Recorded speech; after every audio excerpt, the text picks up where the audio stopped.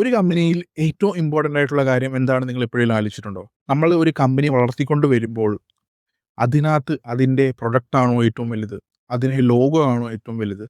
അല്ലെങ്കിൽ നമ്മൾ ചെയ്യുന്ന മാർക്കറ്റിംഗ് ആണോ ഏറ്റവും വലുത് എന്ന് നിങ്ങൾ എപ്പോഴെങ്കിലും ആലോചിച്ചിട്ടുണ്ടോ?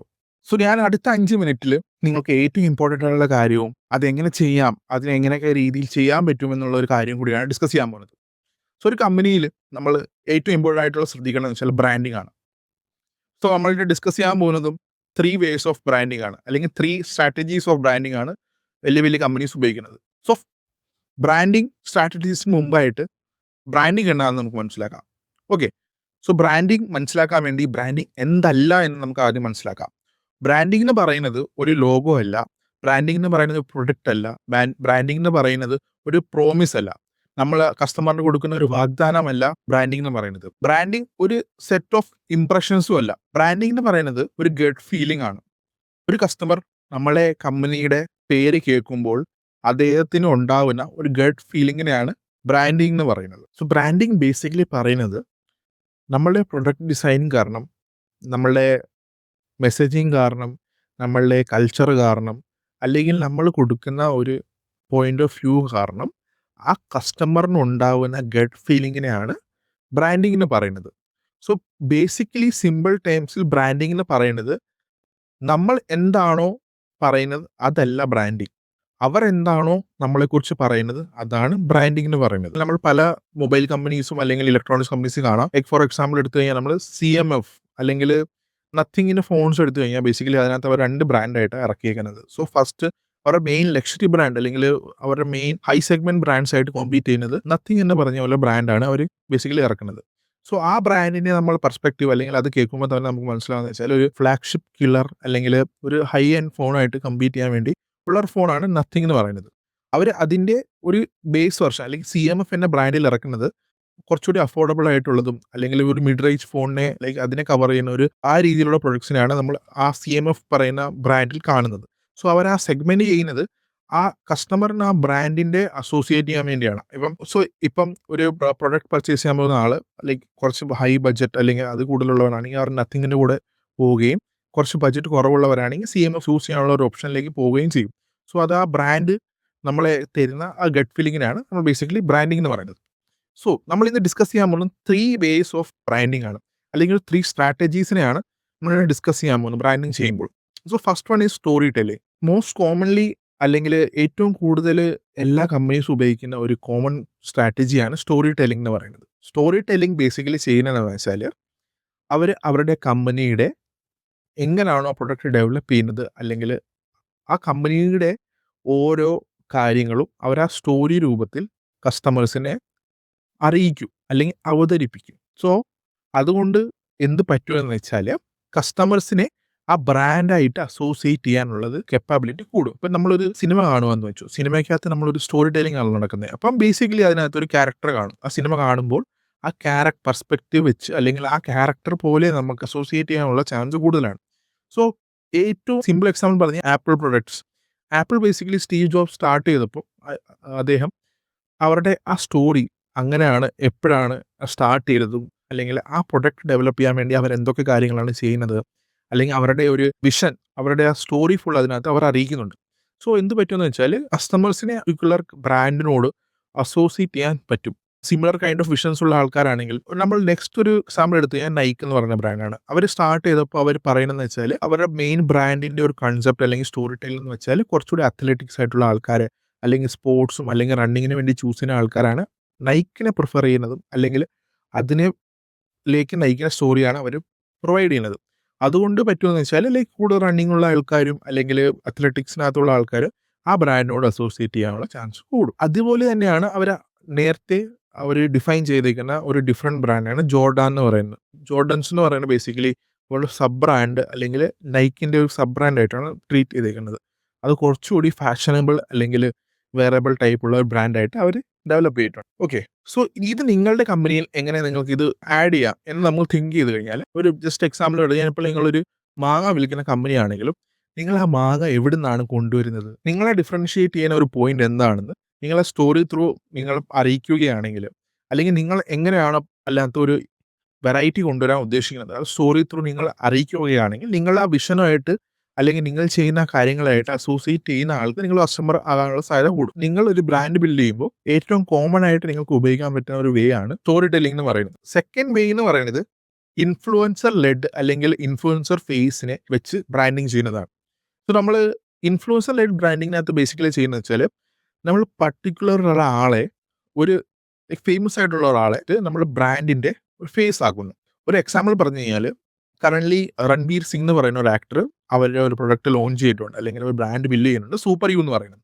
സോ രൺബീർ സിംഗ് എന്ന് പറയുന്നത് ഭയങ്കര ഹൈപ്പർ ആക്റ്റീവും ഭയങ്കര ആക്റ്റീവ് ആയിട്ടുള്ള ആളും അല്ലെങ്കിൽ അങ്ങനത്തെ റോൾസ് ചെയ്യുന്ന ഒരാളാണ് രൺബീർ സിംഗ് എന്ന് പറയുന്നത്. അപ്പം അയാൾക്ക് നല്ല അത്ലറ്റിക് ആയിട്ടുള്ള ഫിസിക്കും കാര്യങ്ങളൊക്കെ ഉള്ളതുകൊണ്ട് ആ പ്രോട്ടീൻ ബ്രാൻഡിനോട് പുള്ളിക്ക് അസോസിയേറ്റ് ചെയ്യാൻ പറ്റുന്നുള്ളൂ, അല്ലെങ്കിൽ അയാളെയാണ് ഫേസ് ആക്കിയിരിക്കുന്നത്. അതുകൊണ്ട് പറ്റുന്നതെന്ന് വെച്ചാൽ ലൈക്ക് രൺബീർ സിംഗിനെ ആകാൻ ആഗ്രഹിക്കുന്ന ആൾക്കാരും അല്ലെങ്കിൽ അതുപോലെ ഫിസിക്കും അതുപോലെ ഹൈപ്പർ ആക്റ്റീവും അല്ലെങ്കിൽ ആ സിമിലർ കൈൻഡ് ഓഫ് വൈബ് തരുന്ന ഒരു രീതിയിൽ ആ ബ്രാൻഡായി മാറും.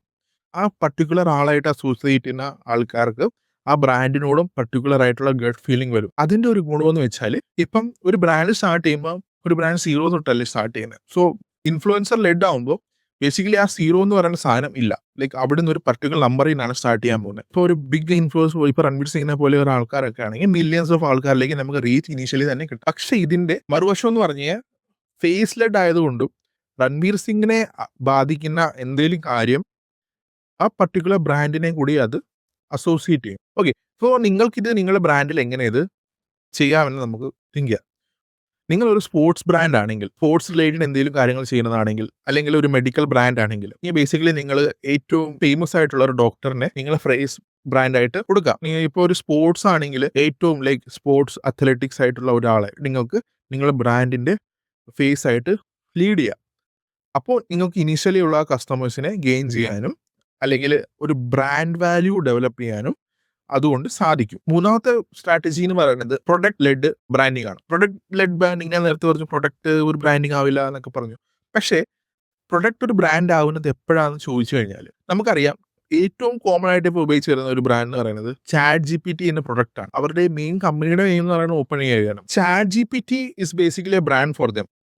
അവർക്ക് ആ പ്രൊഡക്റ്റ് ഇൻട്രൊഡ്യൂസ് ചെയ്യാൻ ഇപ്പോൾ അവർ എന്ത് പ്രൊഡക്റ്റ് ഇൻട്രൊഡ്യൂസ് ചെയ്താലും ചാറ്റ് ജി പി ടി എന്നുള്ള പേര് അവർ അതിന്റെ കൂട്ടത്തിൽ അസോസിയേറ്റ് ചെയ്ത് കഴിഞ്ഞാൽ ആൾക്കാർക്ക് ഒരു ഓട്ടോമാറ്റിക് ആയിട്ട് ബ്രാൻഡിന്റെ വാല്യൂ വരും, ഒരു ഗട്ട് ഫീലിംഗ് വരും. അതിനകത്ത് ആ ഒരു ചാറ്റ് ബോട്ട് ആയിരിക്കും അല്ലെങ്കിൽ ഒരു എ ഐ ആയിരിക്കും, നമുക്ക് അതിനോട് സംസാരിക്കാം അല്ലെങ്കിൽ കാര്യങ്ങളൊക്കെ നമുക്ക് ലൈക്ക് ബേസിക് യൂസ് കേസ് നമുക്ക് അതിനകത്ത് മനസ്സിലാവും ചാറ്റ് ജി പി ടി കേൾക്കുമ്പോൾ തന്നെ. അതുപോലെയാണ് പ്രൊഡക്റ്റ് ലെഡ് ബ്രാൻഡിംഗ് എന്ന് പറയുന്നത്. നമ്മളിപ്പോൾ പറഞ്ഞ chat G P T product ആണെങ്കിലും ആ പ്രൊഡക്റ്റിനകത്ത് ഇപ്പോൾ ഓപ്പൺ എ ഐ എന്ന് പറയുന്ന കമ്പനിയുടെ വാല്യൂവിനെക്കാളും കൂടുതൽ ആ പ്രൊഡക്റ്റിനെയാണ് ബേസിക്കലി അവർ വാല്യൂ ചെയ്യുന്നത്. ഓക്കെ, ഫോർ നെക്സ്റ്റ് എക്സാമ്പിൾ പറഞ്ഞു കഴിഞ്ഞാൽ നമുക്ക് എല്ലാവർക്കും അറിയാം JCB എന്ന് പറയുന്ന സാധനം. ഓക്കെ, JCB എന്ന് പറയുന്നത് നമ്മൾ കേൾക്കുമ്പോൾ തന്നെ നമ്മുടെ മനസ്സിലേക്ക് ഒരു സാധനം വരും, ഒരു വെഹിക്കിൾ നമ്മളെ മനസ്സിലേക്ക് വരും. പക്ഷെ ആ പറയുന്ന വെഹിക്കിളിന്റെ പേരല്ല JCB, അതൊരു കമ്പനി നെയിമാണ് JCB എന്ന് പറയുന്നത്. പക്ഷെ ആ പ്രൊഡക്റ്റിനോട് നമ്മൾ ആ പേര് അസോസിയേറ്റ് ചെയ്ത് ലൈക്ക് ബേസിക്കലി അതിനകത്ത് ഇപ്പം JCBനെ കേൾക്കുമ്പോൾ തന്നെ നമുക്ക് വരുന്ന ആ ലൈക്ക് പ്രൊഡക്റ്റ് ആണ്. പക്ഷെ അത് ആക്ച്വലി പ്രൊഡക്റ്റിന്റെ പേരല്ല, കമ്പനിയുടെ പേരാണ്. സോ പക്ഷെ നമ്മളോട് ആരിപ്പോൾ വന്ന് JCB എന്ന് പറഞ്ഞാലും നമ്മൾ ആ പ്രൊഡക്റ്റേ ചൂണ്ടിക്കാണിക്കത്തുള്ളൂ. ഇപ്പോൾ 4 JCB കമ്പനിയുടെ പ്രൊഡക്ട്സ് വന്നാലും നിങ്ങളോട് ഇത് JCBയുടെ പ്രൊഡക്റ്റ് ഏതാണെന്ന് ചോദിച്ചാൽ ബേസിക്കലി നിങ്ങൾ ലൈക്ക് തുമ്പിക്കൈയുള്ള വെഹിക്കിളായിരിക്കും നിങ്ങൾ ബേസിക്കലി കാണിക്കാൻ പോകുന്നത്. So product led marketing like product led branding എന്ന് പറയുന്നത് ബേസിക്കലി നമ്മളൊരു പ്രൊഡക്റ്റിനെ എടുത്തിട്ട് നമ്മളെ ബ്രാൻഡായിട്ട് അസോസിയേറ്റ് ചെയ്യാൻ വേണ്ടിയാണ്. അപ്പോൾ സോ ആ പ്രൊഡക്റ്റ് ആയിരിക്കും നമ്മുടെ ബ്രാൻഡിന്റെ ഗട്ട് ഫീലിംഗ് എന്ന് പറയുന്നത്. സോ നിങ്ങൾക്കിത് നിങ്ങളുടെ ബ്രാൻഡിൽ അവതരിപ്പിക്കണമെങ്കിൽ അല്ലെങ്കിൽ ഇത് ഇൻട്രൊഡ്യൂസ് ചെയ്യണമെങ്കിൽ ബേസിക്കലി നിങ്ങൾ ചെയ്യേണ്ടതെന്ന് വെച്ചാൽ നിങ്ങൾ പ്രൊഡക്റ്റിനെ ഒരു പേര് കൊടുക്കുക. ലൈക്ക് നിങ്ങൾക്കൊരു ബേസിക് എക്സാമ്പിൾ പറഞ്ഞു കഴിഞ്ഞാൽ പെർപ്ലക്സിറ്റി എന്ന് പറയുന്ന കമ്പനിയിൽ അവരുടെ വേർഡ് എന്ന് പറയുന്നത് ലൈക്ക് പെർപ്ലക്സിറ്റി പറയാൻ ഭയങ്കര ബുദ്ധിമുട്ടായതുകൊണ്ടും അത് ആ കമ്പനിയുടെ എന്താ പറയുക മൊത്തത്തിലുള്ള ഒരു സാധനത്തിനെ ബാധിക്കുന്നുണ്ട്. അപ്പോൾ അവർ ഡിസ്കഷനകത്ത് വന്നപ്പോൾ അവർക്ക് മെയിനായിട്ട് പറയാനുള്ളതെന്ന് വെച്ചാൽ അവരുടെ കമ്പനിയുടെ പേര് പെർപ്ലക്സിറ്റി ആക്കിയിട്ടും അവരുടെ പ്രൊഡക്റ്റിന്റെ നെയിം ഡിഫറെൻ്റ് ആക്കാൻ അവർ ചിന്തിക്കുന്നുണ്ട്. പക്ഷേ കറൻ്റ് പെർപ്ലക്സിറ്റി അത്രയും ഫേമസ് ആയതുകൊണ്ട് പെർപ്ലക്സിറ്റിയുടെ നീ എന്ത് പ്രൊഡക്റ്റ് ഇറക്കിയാലും പെർപ്ലക്സിറ്റി എന്ന് പറഞ്ഞാലേ കാര്യമുള്ളൂ. സോ അവർക്ക് ആ പേര് മാറ്റാനും പറ്റത്തില്ല. നിങ്ങളുടെ കമ്പനി ഇതുപോലെ ഒരു പ്രൊഡക്റ്റിനെ ഇൻട്രൊഡ്യൂസ് ചെയ്യാനോ അല്ലെങ്കിൽ അത് ചെയ്യുമ്പോൾ ബേസിക്കലി ആദ്യം നിങ്ങൾ ചെയ്യേണ്ടതെന്ന് വെച്ചാൽ നിങ്ങളുടെ പ്രൊഡക്റ്റ് എന്താണോ അതിനെ ഒരു സിംഗിൾ പർപ്പസിന് വേണ്ടി ഉപയോഗിക്കുക.